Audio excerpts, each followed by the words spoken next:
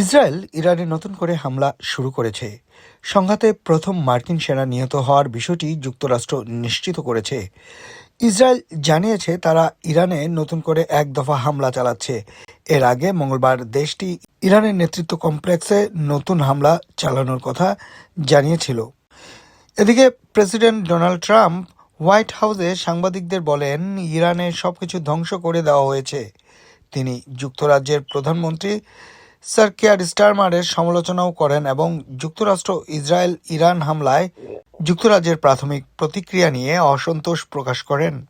তিনি বলেন, আমরা উইনস্টন চার্চিলের মতো কাউকে নিয়ে কাজ করছি না। যুক্তরাষ্ট্র জানিয়েছে শনিবার সামরিক অভিযান শুরু করার পর থেকে তারা ইরানে ২,০০০-এরও বেশি লক্ষ্যবস্তুতে আঘাত এনেছে। ইরানে এখন পর্যন্ত নিহতের সংখ্যা ২,০৮৭ জনে পৌঁছেছে বলে রেড ক্রিসেন্ট জানিয়েছে। তেহরানের বাসিন্দারা বিবিসি পার্সিয়ানকে জানিয়েছেন তারা নিত্য প্রয়োজনীয় খাদ্যপণ্যের প্রাপ্যতা নিয়ে উদ্বিগ্ন।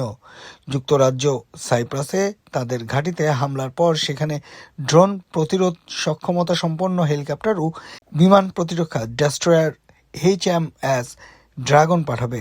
ফ্রান্সও দ্বীপটিতে একটি ফ্রিগেট ও অতিরিক্ত বিমান প্রতিরক্ষা ব্যবস্থা পাঠানোর পরিকল্পনা করেছে। জর্ডানের আকাশে ইরানি ড্রোন ভূপাতিত করেছে RAF এর একটি F-35 যুদ্ধবিমান। মোহাম্মদ মাসুদ জামান, HB অনলাইন, লন্ডন।